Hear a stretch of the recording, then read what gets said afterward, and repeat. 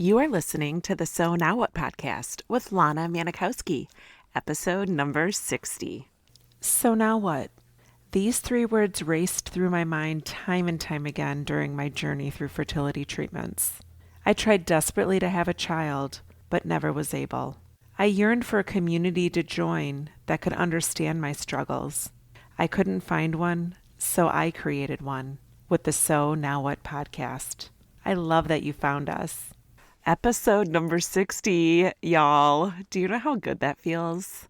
For 60 weeks. I don't know if I've ever been so consistent about anything for 60 weeks, but it feels so good to show up here every week and connect with you. And for those of you, you know who you are. It's people like you who are continuously showing up every week and working to create a life that feels fulfilling and you feel like you're thriving again.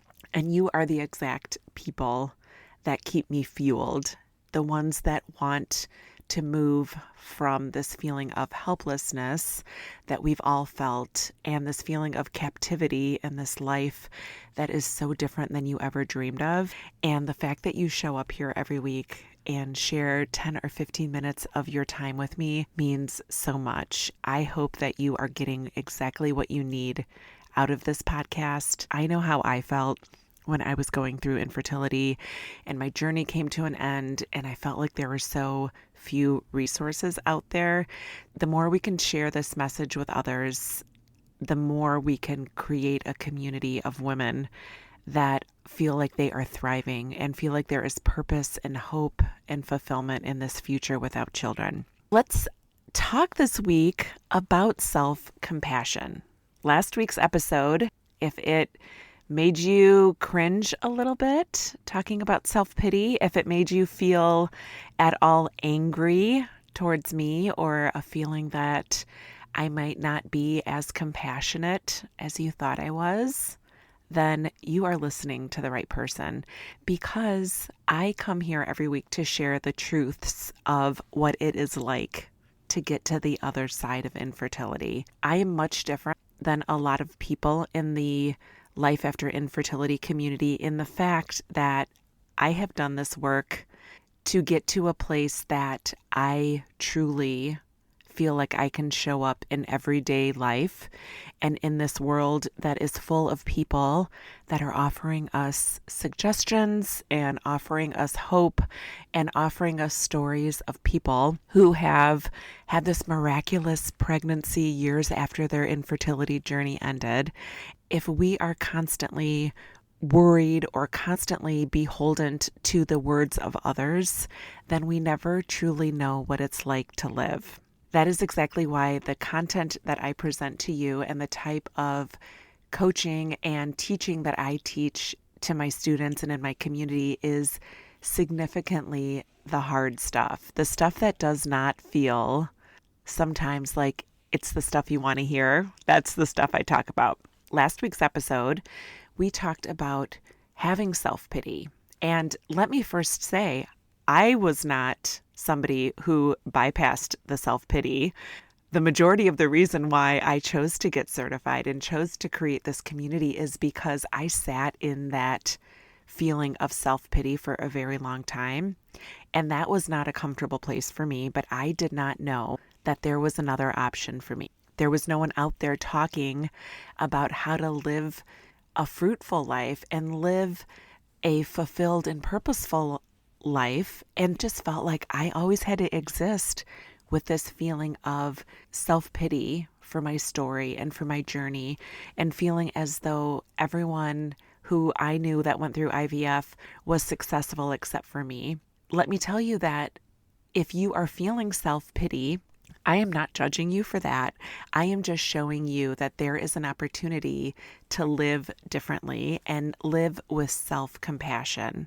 And having self-compassion is such a more forward-moving energy, where self-pity is something that keeps you stuck and keeps you retelling this story in your mind that is likely unchangeable, that your infertility is always going to be the cause of things that are holding you back, or things that are keeping you from feeling complete, or things that are keeping you from achieving fulfillment and happiness in your life.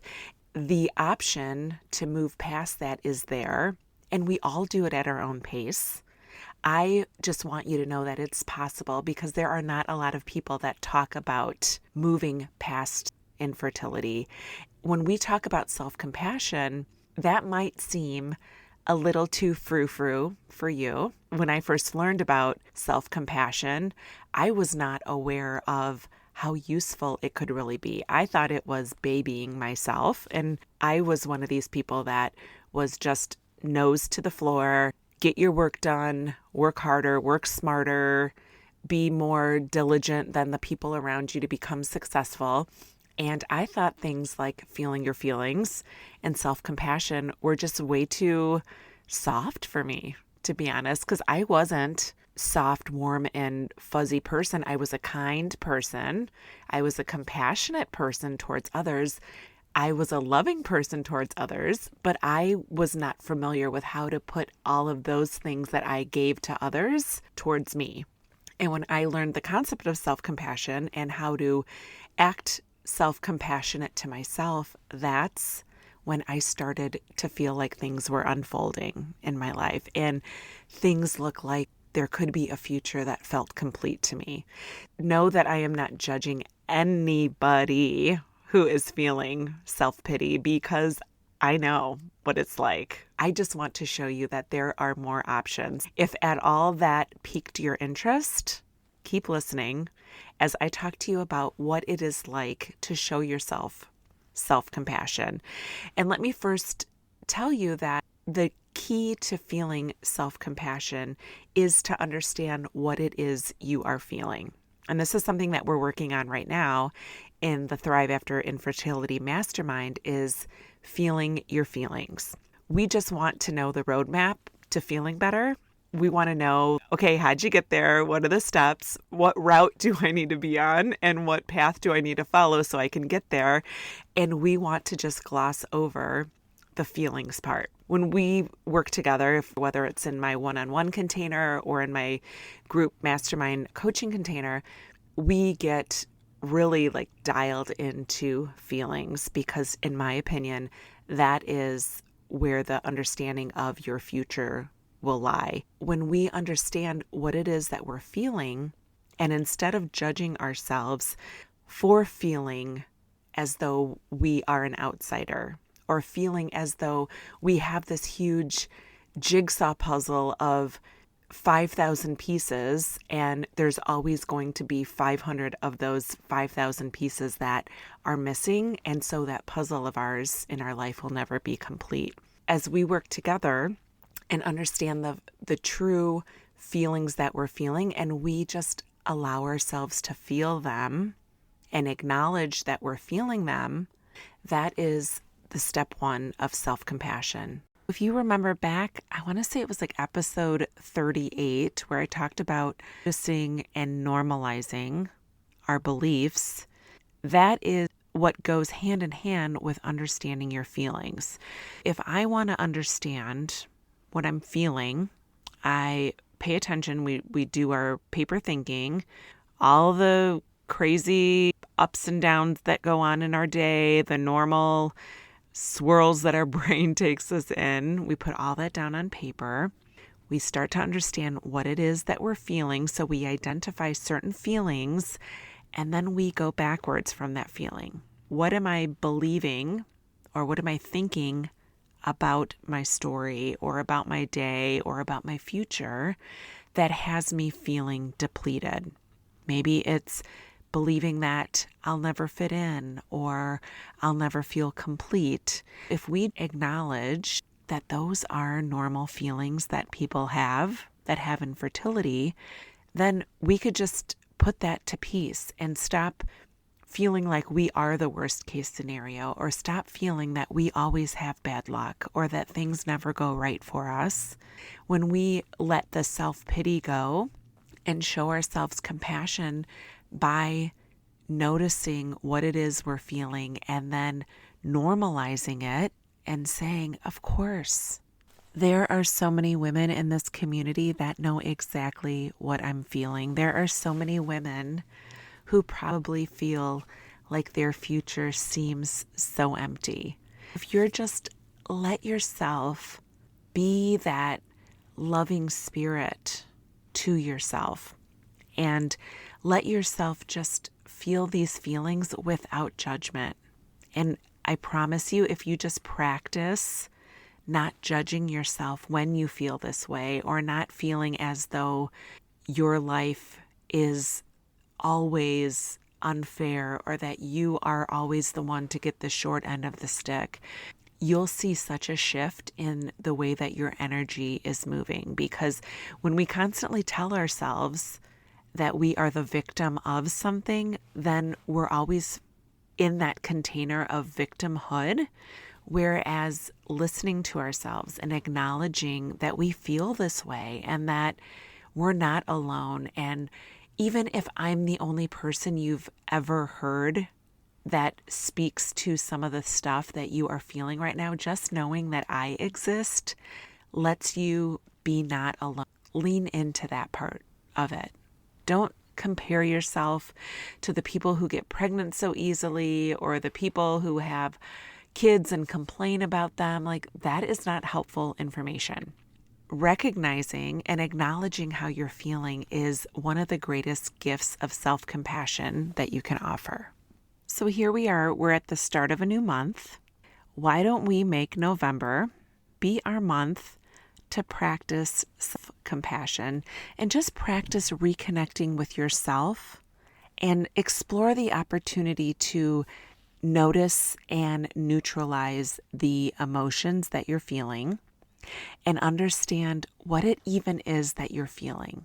And get curious. Don't just stop with, I'm feeling sad, I'm feeling depressed. Like, really dig into that. Like, that is some of the most useful work that we are doing in the mastermind right now. And this is the stuff that really makes the change when we understand the true feeling and not just the happy, sad, good, bad stuff. I mean, deeper than that. And then dialing it even further to say, okay, what is it that I'm thinking about my future or thinking about my infertility that has me feeling disconnected? And let's take this month to allow space for all of it. And know that if you need to cry, cry. If you want to write, do whatever it takes to get those emotions out of you, and realize that you might feel some days anxious and overwhelmed. And that's okay, because that is what life is all about. And that's how you will get to the side of infertility that has you thriving and feeling fulfilled again, is if you allow yourself to just lean into this and do life and have the human experience. And it can be messy and it can be an ongoing struggle for all of us, and myself too. I mean, don't be fooled that I never have a bad day. I just know how to deal with my bad days so much better because I allow myself to have them. And I don't judge myself and say that I should be further along and that I should never be affected by seeing a mom and a baby connect in the grocery line, or walking through Target and going through the maternity section and wondering what I would have looked like pregnant. Like, those things still run through my mind. I'm not immune to them. But if I let myself just feel them and have compassion for myself and tell myself, of course you feel that way. And of course you're curious about what could have been. And I just let those things sit with me and I feel them. I am at such a more progressed place than I was feeling sorry or feeling victimized by my infertility. I hope that this is something that gains more clarity for you, because this is truly the foundation to creating a thriving and meaningful and fulfilling life again. And I have some great news. I know there are many of you who are interested in working with me, and I finally have some more space available to take on some new students. This is your time, ladies. If you don't do anything, things are not going to get better. And I so want you to feel those awesome feelings that you deserve to have about your future and about your life and about yourself as a woman. Let me know how we can help you. Send me a message. As you know, I changed my handle. I'm now at Lana, Lana.Manikowski on Instagram. I will be switching to lanamanikowski.com on my website, but for now you can still find me at stitchcoaching.com. But know that you can get to the other side of this. You can feel fulfilled. You can find your purpose. And remember, it is never too late to discover your meaning. And I'll talk to you next week. Love ya.